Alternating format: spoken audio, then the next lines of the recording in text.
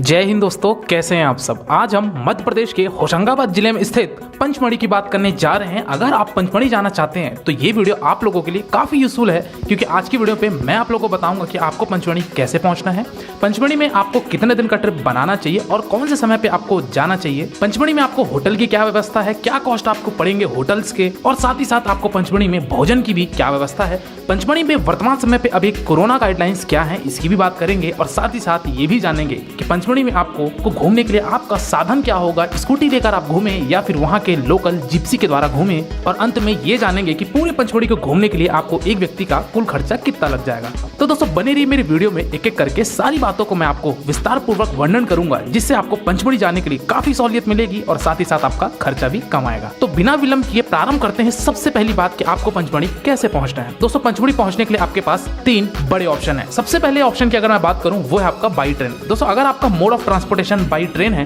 तो फिर नियरेस्ट जो रेलवे स्टेशन है वो है आपका पिपरिया रेलवे स्टेशन, और पिपरिया रेलवे स्टेशन से जो पंचमढ़ी की दूरी है ये आपकी 54 किलोमीटर की पड़ जाती है। ये 54 किलोमीटर दूरी तय करने के लिए आपके पास 2 ऑप्शन है। सबसे पहले तो आप पंचमढ़ी रेलवे स्टेशन से बाहर आइए, वहां आने के बाद आपको वहां पे 2 ऑप्शन मिलते हैं। पहला तो ये सुमो के द्वारा या फिर बुलेरो के द्वारा आप पंचमढ़ी पहुंच सकते हैं।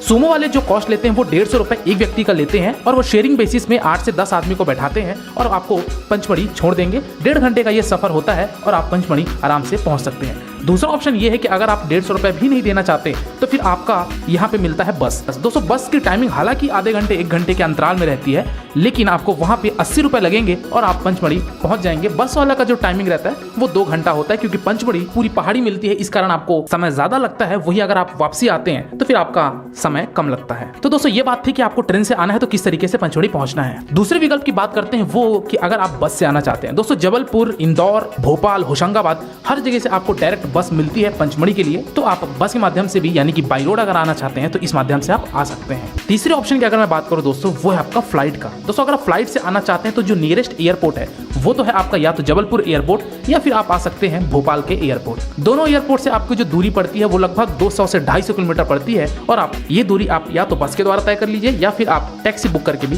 पंचमढ़ी पहुंच सकते हैं। चलिए दोस्तों ये बातें थी कि आपको पंचमढ़ी कैसे पहुंचना है। इसी के साथ साथ बात कर लेते हैं कि पंचमढ़ी जाने के लिए कोविड गाइडलाइंस क्या है। दोस्तों अभी फिलहाल के लिए पंचमढ़ी के लिए कोई आपको रेस्ट्रिक्शंस नहीं है, ना तो आपको कोई आरटीपीसीआर रिपोर्ट लगेगी और ना ही आपको यहाँ पे कोई वैक्सीनेशन सर्टिफिकेट दिखाने की आवश्यकता है। कुल मिलाकर आपको फ्रीली एंट्री है पंचमढ़ी घूमने के लिए, तो आप बेफिक्र होकर पंचमढ़ी घूम सकते हैं। चलिए दोस्तों हम पंचमढ़ी पहुंच चुके हैं। अब बात करते हैं कि आपको पंचमढ़ी में रुकना कहाँ है और होटल के क्या कॉस्ट पड़ेंगे। दोस्तों यहाँ पे होटल्स के अवेलेबिलिटी तो बहुत ज्यादा है, लेकिन यहाँ पे पंचमढ़ी में सीधी बात अगर कहा जाए तो थोड़ा सा कॉस्ट आपको ज्यादा पड़ेगा हर चीज के, चाहे वो खाने पीने की बात करिए, चाहे आप वो होटल्स की बात करिए, चाहे आप वहाँ ट्रांसपोर्टेशन की बात करिए। तीनों ही चीजों का वहाँ व्यापार बहुत ज्यादा है, लेकिन वहाँ के टूरिस्ट को एक प्रकार से हाई फाई रेट बताकर लूटा भी जाता है। तो इस चीज का ध्यान रखिए कि वहाँ के जो होटल्स हैं वो आपको 700-800 रुपए से स्टार्ट होंगे अगर आप थोड़े अच्छे होटल लेते हैं तो। लेकिन वही अगर आप सीजन में आते हैं, सीजन मींस यहाँ पे सैटरडे संडे भी सीजन कहलाता है पंचमढ़ी का, क्योंकि सैटरडे संडे होता है वीकेंड, तो वहाँ पे टूरिस्ट जब ज्यादा हो जाते हैं तो वो उनका होटल का कॉस्ट 1500 रुपए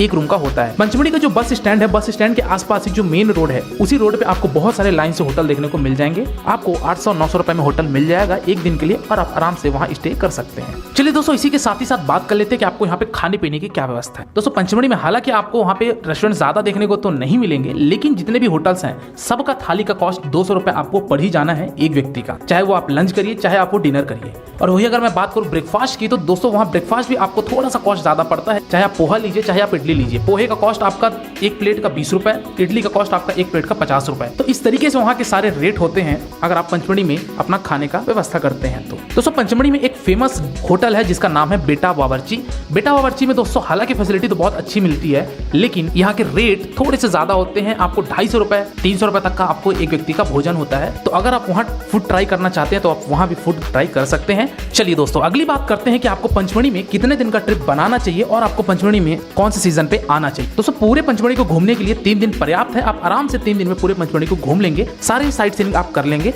लेकिन अगर आपके पास टाइम का अभाव है तो आप 2 दिन में भी पंचमढ़ी के मेन प्लेसेस घूम सकते हैं। वही अगर बात की जाए कि आपको पंचमढ़ी आना कब चाहिए, तो दोस्तों पंचमढ़ी आने के लिए आपके पास तीनों ही सीजन बढ़िया है। यानी कि अगर आप विंटर में आते हैं तो फिर आपको तो बहुत ही अच्छा नजारा देखने को मिलेगा। वही अगर आप मानसून में आते हैं तो मानसून में भी घूमने का दृश्य, वहाँ के सारे वाटरफॉल, वहाँ के केव और वहाँ की जो चौरागढ़ की ट्रैकिंग है, ये सारी चीज़ें आपको देखने में बहुत ज़्यादा मजा आएगी। वही अगर आप आते हैं समर के समय पे तो समर के समय पे भी पंचमढ़ी बहुत ज़्यादा भीड़ होती है, क्योंकि पंचमढ़ी है थोड़ा सा ठंडी प्लेस, तो वहाँ टूरिस्ट समर के समय पे अवश्य जाते हैं। तो दोस्तों पंचमढ़ी आप किसी भी समय घूमने आ सकते हैं, कोई आपत्ति आपको नहीं है। चलिए दोस्तों अब बात करते हैं कि आपको पंचमढ़ी में कौन कौन से प्लेसेस विजिट करना है। मैं सीक्वेंस के आधार पर बताऊंगा ताकि आपको पंचमढ़ी को घूमने के लिए जो रूटिंग है वो आपकी प्रॉपर रहे। सबसे पहली बात करते हैं कि पंचमढ़ी में आपको पहले स्थान पे जाना है जटाशंकर, जो कि आपका पंचमढ़ी मेन बस स्टैंड से आपका हार्डली 1 किलोमीटर के अंदर अंदर आपको पड़ेगा। दोस्तों जटाशंकर जाने के लिए पहले आपको 1 से 1.5 किलोमीटर ट्रैकिंग करनी पड़ेगी, और ट्रैकिंग करने के दरमियान आपको वहाँ पे छोटे छोटे स्टॉल मिलेंगे, तो कुछ फूल प्रसाद लेना चाहते हैं तो आप वो भी लेकर आप भोलेनाथ के लिए जा सकते हैं। जटाशंकर जाने के लिए दोस्तों आपको वहाँ पे पहले कुछ सीढ़ियों का सामना करना पड़ेगा और नीचे जाना पड़ेगा। एक चीज का ध्यान रखिएगा कि जटाशंकर जाने के लिए आप ज्यादा सामान लेकर ना जाएं, क्योंकि वहाँ पे आपको झुक के जाना पड़ेगा। एक पर्वत है, पर्वत के नीचे नीचे आपको झुक के जाना पड़ेगा, तब जाके आपको भोलेनाथ के दर्शन होंगे। यहाँ आप दर्शन कीजिए, नीचे पानी है और आप भोलेनाथ के सामने हैं। हर हर महादेव कहते हुए आप जटाशंकर के दूसरे छोर से बाहर आइए और वहां से भी आप नजारा देख सकते हैं, फोटोशूट भी करवा सकते हैं, और आप प्रस्थान कीजिए अपने अगले स्थान की तरफ, जो कि है आपका पांडव गुफा। दोस्तों पांडव गुफा यानी कि यहाँ पे 5 पांडवों के अलग अलग गुफा बने हुए हैं। हालांकि गुफा बंद है, आपको वहां अंदर जाने नहीं दिया जाता, लेकिन यहाँ का जो पर्वत से नजारा है वो बहुत ही शानदार है। तो आप यहाँ भी पांडव गुफा जाइए, कुछ समय यहाँ भी व्यतीत कीजिए। यहाँ के पीक पॉइंट से आप फोटोशूट करवा सकते हैं, यहाँ की ठंडी ठंडी वादियों का आप आनंद लीजिए। यहाँ पूरे पंचमढ़ी का यहाँ से दृश्य देखने को आपको मिलेगा, तो काफी अच्छी जगह है। तो आप पांडव गुफा में भी कुछ समय व्यतीत कीजिए, और साथ ही साथ आपके पांडव गुफा के नीचे ही आपके पांडव गार्डन बना है, जिसको कहा जाता है पांडव उद्यान।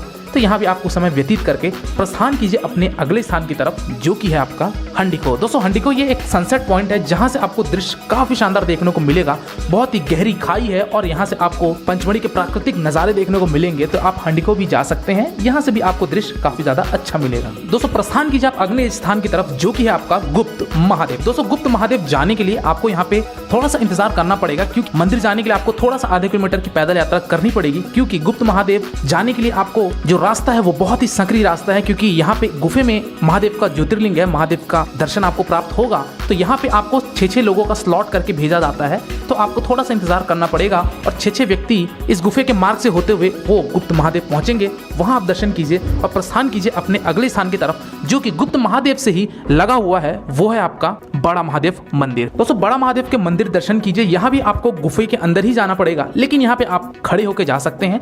हालांकि बड़ा महादेव मंदिर दर्शन करने के लिए सामने कुंड बना हुआ है, लेकिन वर्तमान समय पे ये कुंड बंद है, यानी कि आप स्नान नहीं कर सकते हैं। तो आप यहाँ बड़ा महादेव भी जाइए, यहाँ दर्शन कीजिए और प्रस्थान कीजिए आप अगले स्थान की तरफ, जो कि है आपका ग्रीन वैली। दोस्तों ग्रीन वैली ये भी एक सनसेट पॉइंट है, जो कि पंचमढ़ी का एक भव्य दर्शन होगा। यहाँ से जो पूरी प्राकृतिक सौंदर्य है वो बहुत ही शानदार आपको लगेंगे, एक अच्छा अनुभव आपको यहाँ मिलेगा। तो आप ग्रीन वैली पे भी कुछ समय व्यतीत कीजिए। फोटोशूट के नाम से भी बहुत ही ज्यादा अच्छा दृश्य है, तो आप यहाँ भी कुछ समय व्यतीत कर सकते हैं। तो दोस्तों ये सारी चीजें घूमिए और डे 1 पे आप आके होटल पे स्टे करिए। अगली सुबह उठिए और आपको डे 2 पे जाना है सारे पर्यटन स्थल। कहने का मतलब ये है कि जो मैंने अभी जितने भी स्थान बताए वो सारे स्थान मैंने ज्यादातर धार्मिक स्थलों से रिलेटेड, मंदिर वाले स्थानों से रिलेटेड बताए। डे 2 पे आपको जाना है सारे पिकनिक स्पॉट्स पे, यानी कि जितने भी पर्यटन स्थल हैं, वाटरफॉल हो गए और आपके कुछ सनसेट पॉइंट्स हो गए, मेन पॉइंट, ये सारी चीजें आपको डे 2 पे घूमना है। तो दोस्तों डे 2 में कौन से स्थान पे जाना है, इसको बताने से पहले मैं आपको एक चीज बताना चाहूंगा। सबसे पहली चीज तो ये है कि आप डे 2 पे आपको जितने भी जगह जाना है, जो भी वाटरफॉल जाएंगे, चाहे आप धूपगढ़ जाएं, इन सारे जगहों को जाने के लिए आपको लेना पड़ता है परमिशन वहां के गवर्नमेंट से। तो दोस्तों अब यहाँ पे बात आती है परमिशन कैसे मिलेगा। तो दोस्तों आपके पास 2 विकल्प है। अगर आपकी फैमिली बड़ी है, अगर आप 7-8 लोग हैं, या फिर अगर आप 5-6 लोग हैं, तो फिर वहां से आप जिप्सी कर सकते हैं। जिप्सी वाले का जो कॉस्ट है वो 900 रुपए की वहां कटती है पर्ची। और वो पर्ची कहाँ कटती है, तो जो पंचमढ़ी का जो बाइसन लॉज है, उस बाइसन लॉज में वहां पे काउंटर बने हुए हैं, वहां आप जाएंगे। बाइसन लॉज के अंदर आपको वहां पे 900 रुपए की पर्ची कटानी पड़ेगी। वहां आपको गाड़ी का नंबर अलॉट कर दिया जाएगा, जो भी जिप्सी रहेगी। ये जिप्सी आपकी एक्चुअली 4 व्हील ड्राइव रहती है, इसीलिए ये स्पेशल गाड़ी होती है हर जगह जाने के लिए, क्योंकि यही एक बड़े बड़े घाट सेक्शन पे चढ़ सकती है। तो 900 रुपए आपका पर्ची कटेगा और 1700 रुपए आपका लेगा गाड़ी वाला इन सारे जगहों को घुमाने के लिए। कहने का मतलब ये है कि आपको टोटल 2600 रुपए आपको ये पूरे रिजर्व फॉरेस्ट घूमने के लिए, जितने भी वाटरफॉल है, 5-6 पॉइंट रहते हैं, ये सारी जगह को घुमाएंगे।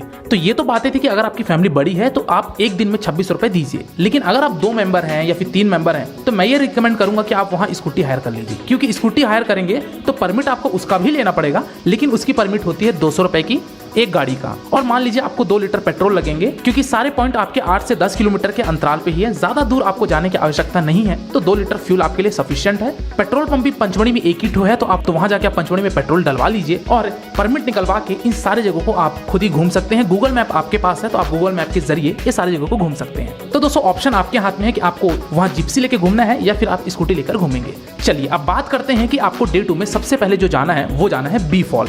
दोस्तों बी फॉल यहाँ पे अगर आप स्कूटी से जाते हैं तो आपको 1 किलोमीटर पहले ही आपको गाड़ी खड़ा करना पड़ेगा, क्योंकि नीचे तक गाड़ी नहीं जा सकती, क्योंकि जो आप स्कूटी लेंगे या फिर अगर आप बाइक लेंगे तो ये आपकी वापसी आते समय चढ़ ही नहीं पाएगी, क्योंकि इसकी इतनी कैपेबिलिटी नहीं होती है। अभी आगे मैं आपको बताऊंगा कि आपको स्कूटी का कॉस्ट क्या पड़ेगा और आपको कहां से लेना है, लेकिन अभी हम बात करते हैं कि आपको सबसे पहले जाना है बी फॉल। तो आप वहां स्कूटी खड़ा कर दीजिए, 1 किलोमीटर की आप पैदल यात्रा करते हुए पहुंचेंगे बी फॉल। ये एक भव्य वाटरफॉल जिसका नजारा देखते साथ ही आपका काफी ज्यादा मन प्रसन्न हो जाएगा इस बी फॉल को देखकर। तो दोस्तों आप यहाँ स्नान भी कर सकते हैं, अगर आप एक्स्ट्रा कपड़े रखे हुए हैं तो आप यहाँ नहा सकते हैं। यहाँ से आपको आने का मन नहीं करेगा, क्योंकि इसका दृश्य काफी ज्यादा शानदार है। तो दोस्तों यहाँ आप बी फॉल में जाइए, कुछ समय व्यतीत कीजिए, टाइम स्पेंड कीजिए, फोटोशूट करवाइए और प्रस्थान कीजिए आप अगले स्थान की तरफ, जो कि है आपका धूपगढ़। दोस्तों धूपगढ़ यानी कि मध्य प्रदेश का सबसे ऊंचा पॉइंट कहा जाता है ये धूपगढ़ का। और धूपगढ़ जाने के लिए दोस्तों आपकी स्कूटी डायरेक्ट वहां तक जाती है पॉइंट तक, लेकिन ध्यान रखिएगा कहीं कहीं पे आप डबल सीट स्कूटी नहीं चढ़ा सकते, क्योंकि चढ़ाई इतनी ज्यादा होती है कि आपको एक व्यक्ति को उतरना ही पड़ेगा। तो दोस्तों आप धूपगढ़ भी स्कूटी या फिर बाइक के माध्यम से आप पहुंच सकते हैं। यहाँ से आपको पूरे सनसेट पॉइंट दिखेंगे। हालांकि ये जो आप क्लिप देख रहे हैं ये मानसून के समय का है, इसलिए यहाँ पे सनसेट पॉइंट दिखा पाना संभव नहीं है,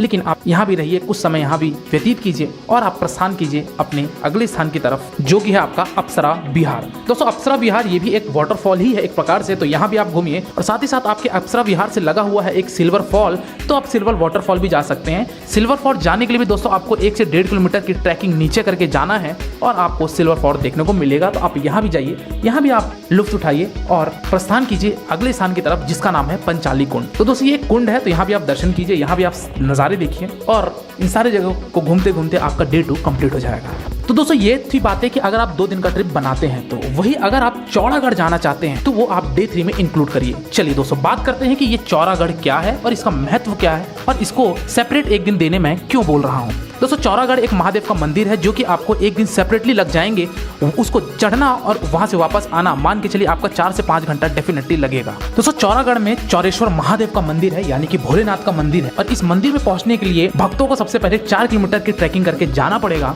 जो कि आपको जंगली रास्ते से सीढ़ी उतरकर, सीढ़ी चढ़कर, इन सारे पड़ाव को पार करते हुए आप पहुंचेंगे चौरेश्वर महादेव के मंदिर। दोस्तों चौरागढ़ मंदिर काफी ज्यादा ऊंचाइयों पे बना है, तो यहाँ भी आप जब जाएंगे तो आपको सबसे पहले तो यहाँ का प्राकृतिक सौंदर्य बहुत ही शानदार लगेगा।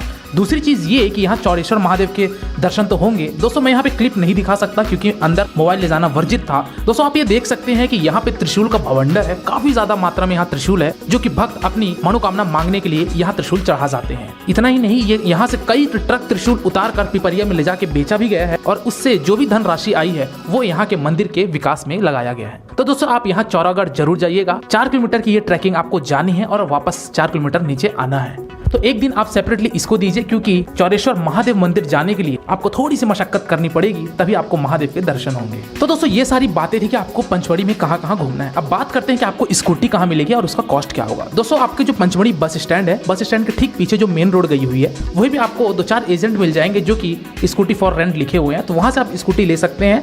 600 रुपए से उनका मिनिमम कॉस्ट होता है, 600 रुपए, 700 रुपए, 800 रुपए, इस तरीके से उनका स्कूटी का कॉस्ट होता है। ये डिपेंड करता है कि आप स्कूटी या फिर बाइक आप कौन से मॉडल ले रहे हैं। तो दोस्तों वहां से आप स्कूटी हायर कर लीजिए, वहां आपका केवल आधार कार्ड लगेगा, आप आधार कार्ड दीजिए और इन सारी जगहों को घूमकर आप वापस वहां इनको स्कूटी दे सकते हैं। और दोस्तों यहाँ पे एक इंपॉर्टेंट पॉइंट ये कि अगर आप पंचमढ़ी से रवानगी लेते हैं, यानी कि बस के माध्यम से वापस जाना चाहते हैं पिपरिया और आपकी ट्रेन है, तो दोस्तों ये बताना चाहूंगा कि जो आखिरी बस है वो शाम को 5:30 बजे पंचमढ़ी से रवाना होती है और आपको 7 बजे के आसपास आपको वो छोड़ देगी पिपरिया। तो दोस्तों ये ध्यान रखिएगा कि आपकी अगर रात की ट्रेन है 8 बजे, 9 बजे, 10 बजे, तो आपको आखिरी बस जो पंचमढ़ी से मिलेगी वो 5:30 बजे मिलेगी। चलिए दोस्तों लास्ट बात करते हैं कि आपको पंचमढ़ी घूमने के लिए एक व्यक्ति का कुल खर्चा कितना लग जाएगा। तो दोस्तों अगर आप 3 दिन का ट्रिप बनाते हैं और एक मॉडरेट होटल में रुकते हैं और आप सारे जगहों को घूमने के लिए अगर आप स्कूटी प्रीफर करते हैं, तो मान के चलिए कि 4000 से 5,000 रुपए एक व्यक्ति का आएगा। वही अगर आप जीप लेते हैं यानी कि आप जिप्सी के द्वारा घूमना चाहते हैं तो फिर जाहिर सी बात है उसका कॉस्ट तो डेफिनेटली बढ़ ही जाना है। दोस्तों इस वीडियो में मैंने किसी भी तरीके की आपके ट्रेन की टिकट, फ्लाइट की टिकट को ऐड नहीं किया है। यहाँ पे मैंने केवल और केवल आपके होटल के खर्चे, आपकी स्कूटी के खर्चे, आपके जो भी परमिट है और आपके वहाँ पे खाने पीने के खर्चे, इन सबके खर्चे को अगर जोड़ा जाए तो मान के चलिए कि 4,000 से 5,000 रुपए आपको एक व्यक्ति का पूरे पंचमढ़ी घूमने के लिए लग जाएगा। तो दोस्तों ये था आपका संपूर्ण वर्णन कि